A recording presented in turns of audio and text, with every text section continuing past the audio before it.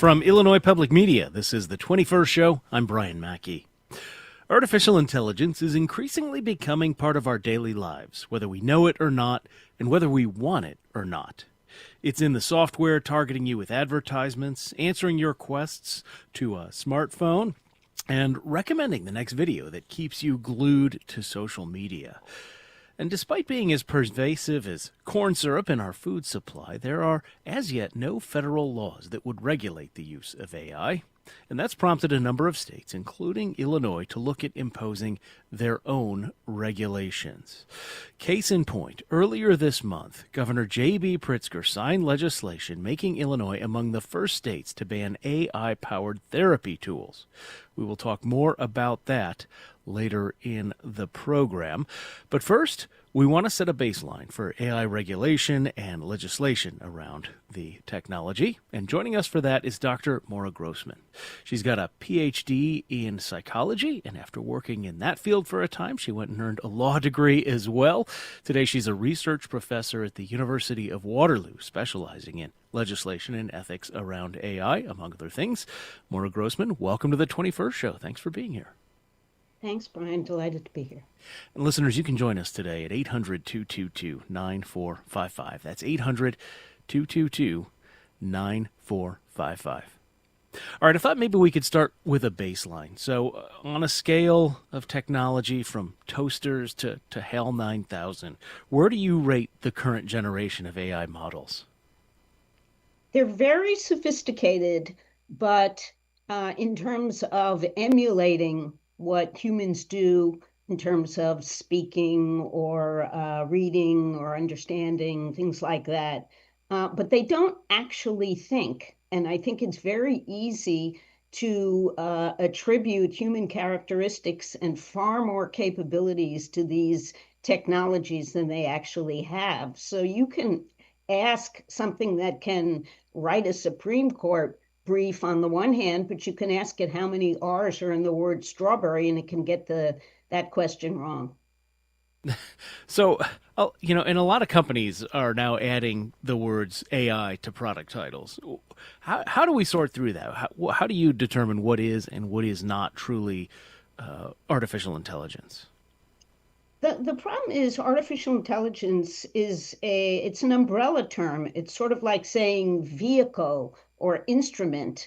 It includes so many things. And essentially, when it's new and magical and mystical, we call it AI. And when we get used to it, like spam filters, we just call it software.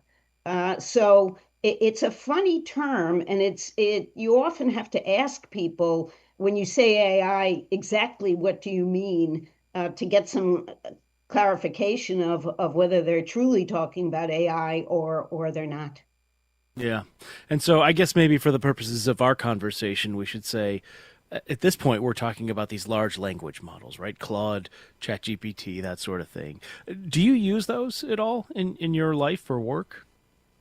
I'm not a heavy user, but I'll give you two recent experiences I had. One was a student who called me at the very last minute, the night before a letter of reference was due, and apparently another professor did not follow through on a promise to submit the letter.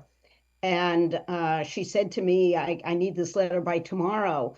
And I had this student a couple of years ago in a very large course, so I didn't remember her all that well.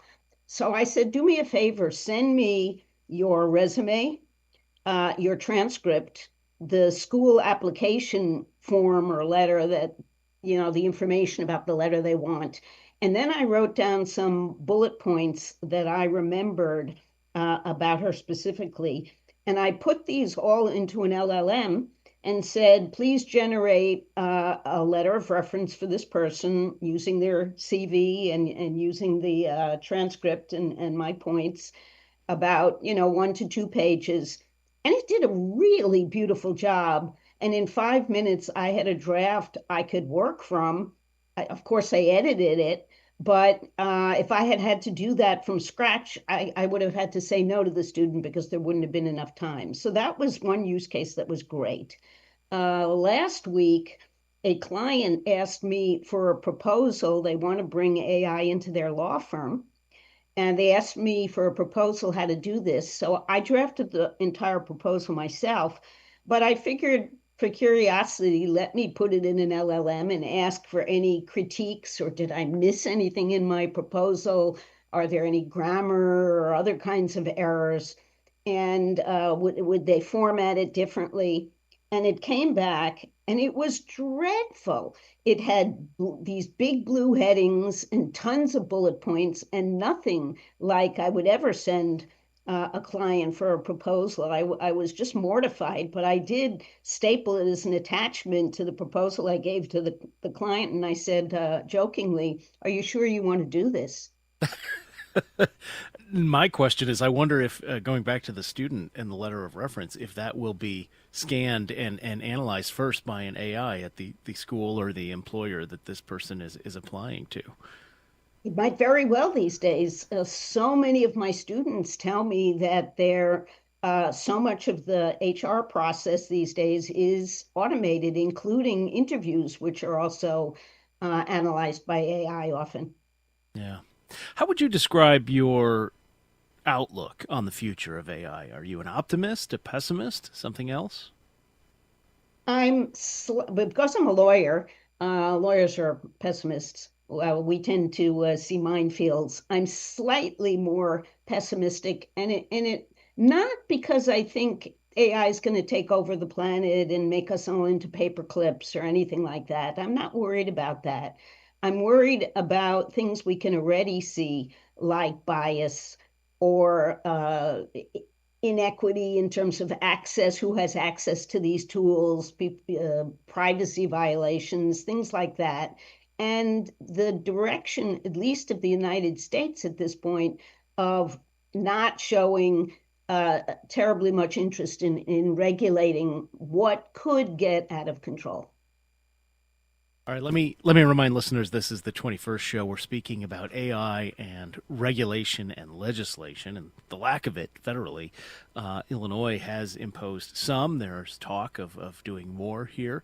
But if you want to join us today, 800-222-9455 is the number. We're talking with Maura Grossman, who's a research professor at the University of Waterloo, PhD psychologist, as well as an attorney. Again, 800-222-9455. I should say we asked people in our texting group about their use of artificial intelligence. David in Mount Morris said, I don't use AI at all. I don't trust it. I do not wish to have any relationship with it whatsoever. He goes on to list some of his reasons. He says it's only as good as the person who programs it. It cannot, and more than likely will not, be held accountable for mistakes it makes. It de-skills people. And then he says, how many movies have been made where the AI turns against humans? It will rob us of our identity, skills, imagination, and creative desire. Not a fan, David says. Thank you for that message, David. If you want to join us, 800-222-9455. That's 800-222-9455.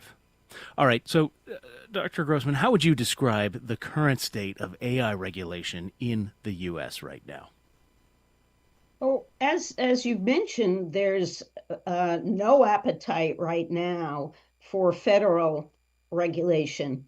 The concerns are primarily geopolitical, meaning that there's a lot of worry that China will beat the United States and get to, powerful AI used for military purposes or even commercial purposes before the United States. And the concern is any regulation will impair innovation. So there's been little movement in that regard. So states have taken upon themselves, Illinois is one, Colorado, California, and a couple of others, to try to start to at least regulate certain aspects, like human resources use in hiring, things like that. In the case of Illinois, for using the AI for therapy, And I think that's generally a good thing. It's probably harder for the companies because they're going to have a patchwork of regulations rather than one federal regulation. But it also allows some opportunity to experiment with different things and see how they work. Is that lack of a federal appetite you mentioned, is that something that's changed with the Trump administration from where the Biden administration was?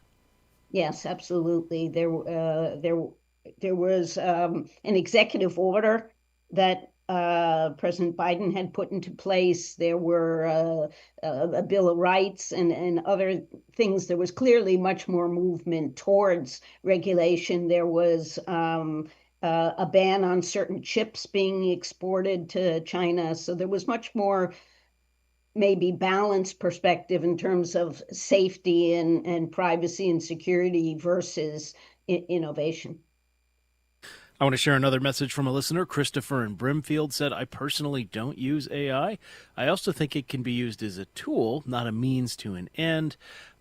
He said, like other technologies, we must put guardrails around it. What about internationally? Is the international landscape for regulating AI any different than what the American government's sort of hands off approach?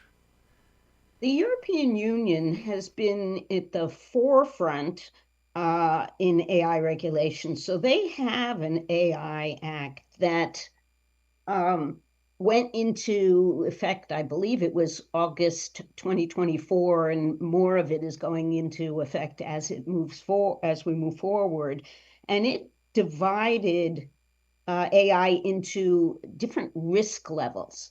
So for certain applications, things that might manipulate people, things that are dangerous, like public surveillance, etc., these things were completely banned. The next level down are high risk applications, education, finance, law, things like health. There are fairly rigorous set of requirements in terms of testing and registering and so forth. And then you have the third level, which is where you just have to give notice. So if you turned out to be a bot instead of a live person, there would have to be notice to me that I'm interacting with a bot. And then the lowest level, like the recommender systems and things like that, that don't pose a risk, there are no obligations. So they've been out front the furthest. Now, the people who are critical say, yeah, but look at Europe. You don't see any of the big tech is all in the United States, and in China, it's not in Europe. There's relatively little there, and that's because the innovation has been held back. I don't know if that's the case. I don't think it's an either or thing, but it is often seen as sort of black and white, that you either regulate and have no innovation or you don't regulate and it's sort of a free for all, but you get ahead. I wonder if you think what is more likely here to have that we'll have an international patchwork or even a state by state patchwork. One of my favorite examples of this is Illinois banned facial recognition technology before many other states did, and in such a way that if you buy one of those doorbell cameras, there are features that only don't work in Illinois. Apparently, they work in all 49 other states, but there's some that the companies disable specifically for Illinois. And yet we also have those cookie notices, thanks to European law, I understand, on every website we visit. So, how do you see this developing? I think you're right. It's going to be patchwork for the time being. Maybe if there's another administration down the pike, that may change. Um, Also, legislation is often reactive. So if something happens, then we might see litigation and regulation. I'll give you an example of that.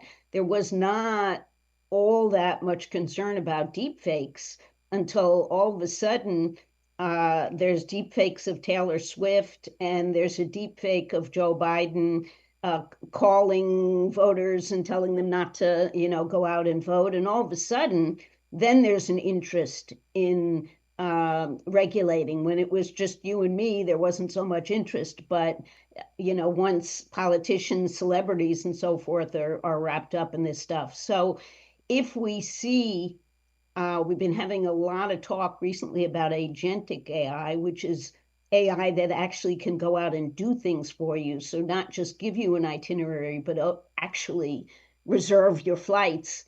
Say something goes wrong with that, then I can see possibly some regulation, or if there's a military disaster or something that the government responds to or reacts to. But other than states, I don't see proactive movement at this point. Hmm. All right. Well, we're going to take a break on the program. We will continue our conversation with Maura Grossman, who is a psychologist and an attorney at the University of Waterloo, specializes in legislation and ethics around AI.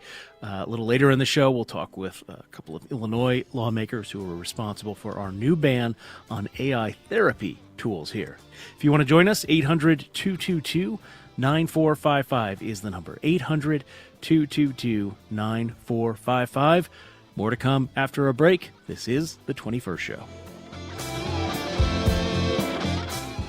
Support for The 21st Show comes from listeners like you and the Des Moines Arts Center, presenting Fear Les Baez, featuring colorful, large-scale works engaging history and legacy. On view through September 21st. Details at DesMoinesArtsCenter.org.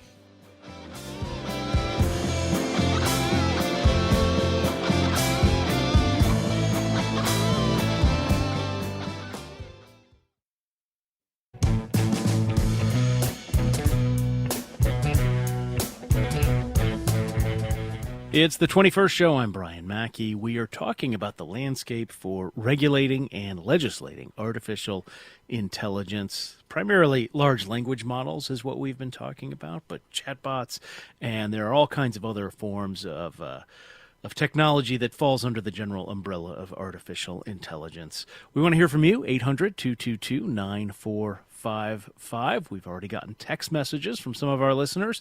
Tony in Champaign says, I'd be interested in hearing more about our AI ban. Everything I've heard is positive about fully automated therapy. I don't use AI for therapy, Tony says. I find DeepSeek particularly useful whenever I have a question that takes a lot of digging. I've even probed deep philosophical questions with it. Most of the time, I go away pretty impressed. 800-222-9455. We're talking with Dr. Maura Grossman, a PhD psychologist and a lawyer, a research professor at the University of Waterloo, specializing in legislation and ethics around AI, among other things.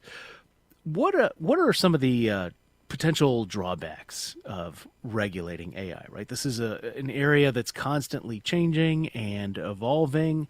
What do you hear from people who say, you know what, the administration is doing the right thing by just letting it develop as it wants, or as people can push it along, I guess? I guess the biggest criticism is unintended consequences. The more regulations and the more hoops startups have to jump through, the harder it is. So basically, you entrench the bigger tech that can afford to comply with the regulations, and smaller startups have a harder time competing in that area. Most people say it does slow down development. Those of us who favor regulation say, well, that's not necessarily a bad thing. Much of the ethos on the West Coast is, move fast, break things.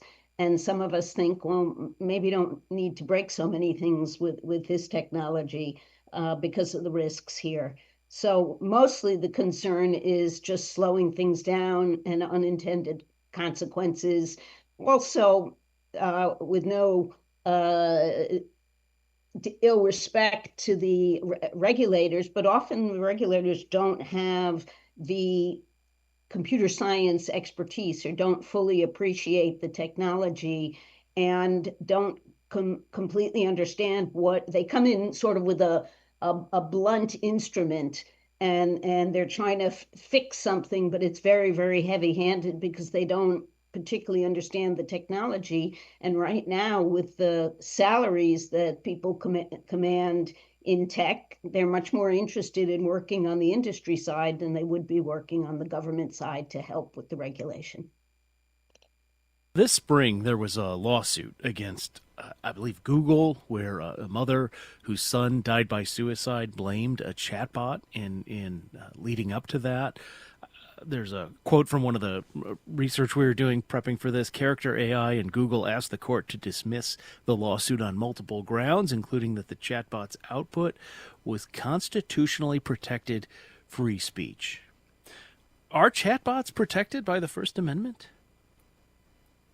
Well, I don't know if the chatbot is protected, but I know certainly the service providers have certain protections. So if we talk about social media, for example, they are protected under federal law because they're not the ones actually giving the response. They're posting or making available somebody else's response. So, in order to support that industry, there is legislation that shields them from litigation.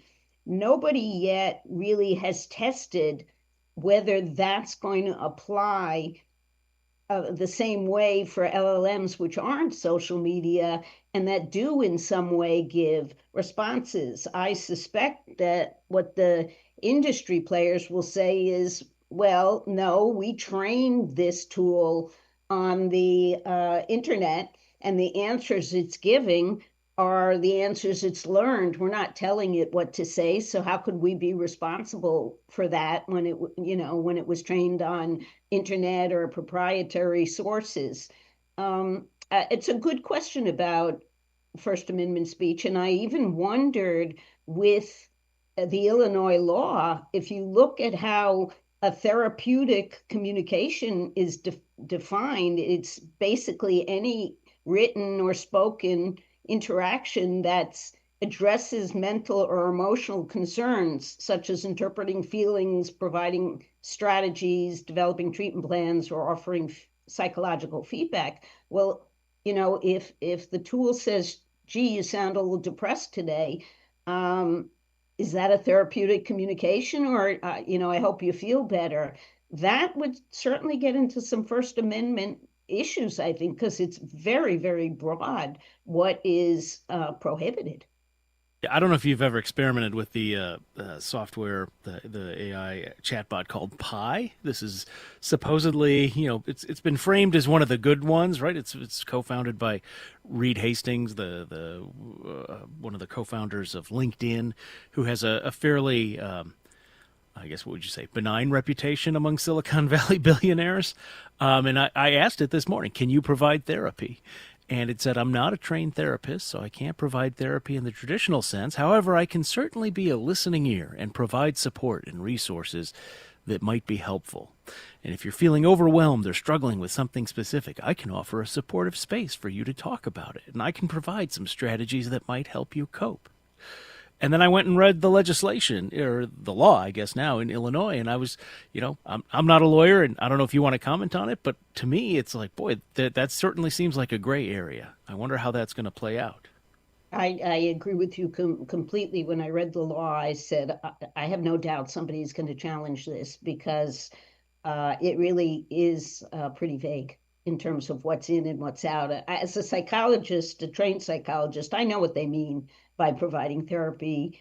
But the definition here, it's very hard to define. I would think what just quoted would be intended to address a mental or emotional concern, or so that might already implicate it. It probably would be illegal under this law, or getting awfully close. Well, as a psychologist, what do you think about the use of AI to seek medical help? I mean, some people say it's so expensive to get traditional therapy, or I guess you'd say human therapy. What do you think of it?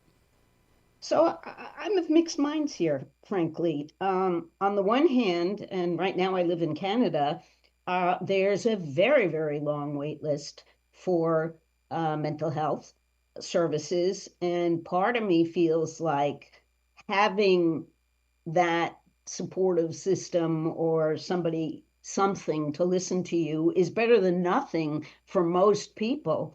On the other hand, you hear of these stories of the child who suicided. There's another child who was a suggestion to harm their parents because they were prohibiting computer time or mobile phone time. And recently, somebody got advice to stop their intake of salt, and they got some kind of bromide poisoning. So and there some people who maybe they already started with a mental health problem, but they become a little bit crazy because they spend 15 hours and the tool starts to tell them they're a genius and they're curing this big disease for the world or some other major innovation when that's not true. But the tools are designed to keep you engaged as long as possible. And that isn't necessarily a good thing. For sometimes people really do need to spend time with other people or just offline. Let's go to the phones at 800-222-9455. John is calling from Rockford, Illinois on line one. John, thank you for calling in. No, thanks for taking me. Has any AI application passed the Turing test? Aren't some of them pretty darn close? If that's the case, then how far can we be from the singularity, and what would be the consequences of arriving at that point? Okay, we may need to define some of those terms for our listeners who are not as steeped. But Maura, can you take that? Sure. So let's first talk about what the Turing test is. The Turing test is essentially a test where if I am talking to both Brian and a bot, and I'm having a conversation and I can't tell which is which, then the bot has passed the Turing test because it has convinced me or confused me about whether it's human or not. And I believe we have passed that threshold. I think there are bots that certainly I've been on customer service bots where I was not clear 100% whether I was talking with a human, maybe in some other country whose English wasn't perfect, or if I was talking to a bot. But that doesn't mean singularity is sort of the point at which our brains meld with the computers, and I think that's a different thing. So just because something can confuse us about whether it's real or fake doesn't mean that human thinking is lost and is going to be superseded by machines and so forth. Well, thank you for that question, John. We appreciate it. I'm going to share a text message here from Heather in DeKalb who says, specifically on this idea of the therapy ban in Illinois. I'm so glad there's a ban on AI as a therapeutic tool. It's such a delicate thing, treating mental illness. This invention is far too new, and what we need is actual human interaction. There's already evidence that social media has negative effects on our real social lives. I see this tool as likely expanding on that. And more, I wonder what you think of that. I mean, you mentioned the people who are sort of maybe already have some mental health issues who are sort of talked into believing they're deities or great leaders or something like that. What are some of the other potential negative consequences you might imagine of AI therapy? Well, one of the things that was maybe slightly amusing, not amusing to them, but at least amusing to me, was when GPT-5 was introduced and they got rid of, or at least briefly made unavailable 4.0. There were people who were having relationships and had built up over time relationships with 4.0 tools, and all of a sudden the personality changed for that tool because 5 was made to be less obsequious and less sycophantic and less praising and saying great, great, great to everything you do. And all of a sudden, people's romantic partners had different personalities, and people were freaking out. There were whole Reddit sites and websites of people feeling like their partners were dead. Of course, these were bot partners, but that's possible to happen as people can get very, very, very attached to these relationships. And I think one of your commenters before had said something about de-skilling, which I think is a really important point, is you do lose skills, both social skills and cognitive skills, if you spend too much time interacting with these things instead of using your own brain to think if the answers come so easily. There's a recent study that showed that radiologists who were given access to LLMs to help them diagnose got better. And then when the LLMs were taken away, they were actually worse than they were before they started because they were so dependent on the tools. They lost some of their ability to diagnose. So that worries me a bit.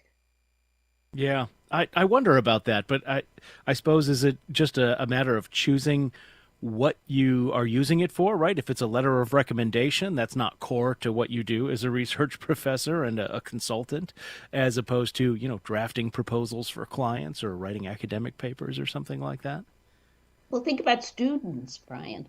Um, Students are using this and they are losing abilities. So MIT did an experiment where they attached electrodes to people's heads and they asked them to write an essay.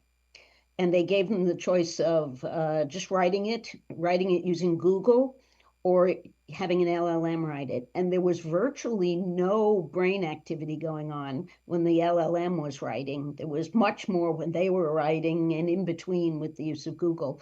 And when they tested the people on their essays, like a month later, the people who had used the LLMs couldn't even remember what they had written.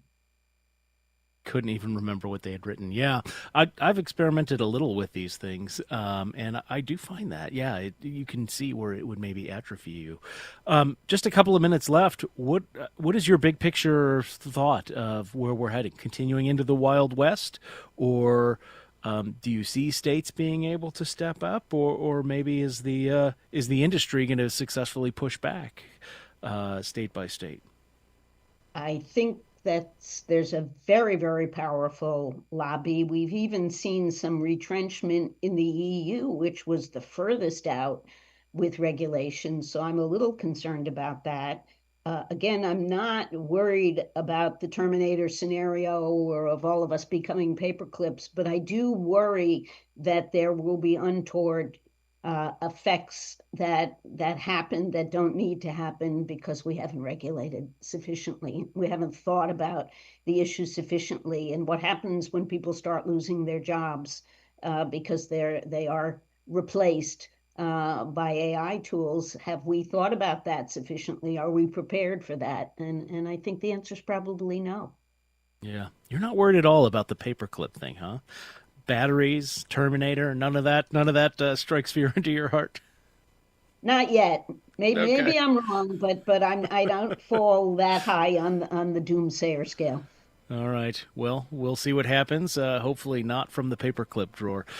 Maura Grossman is a research professor at the University of Waterloo. Thank you so much for sharing your time and knowledge with us today on the 21st Show. Thank you for having me. Coming up after the break, we'll talk more about AI and therapy and the ban here in Illinois, which was signed into law this month by Governor J.B. Pritzker. If you want to join us, again, 800-222-9455. This is The 21st Show.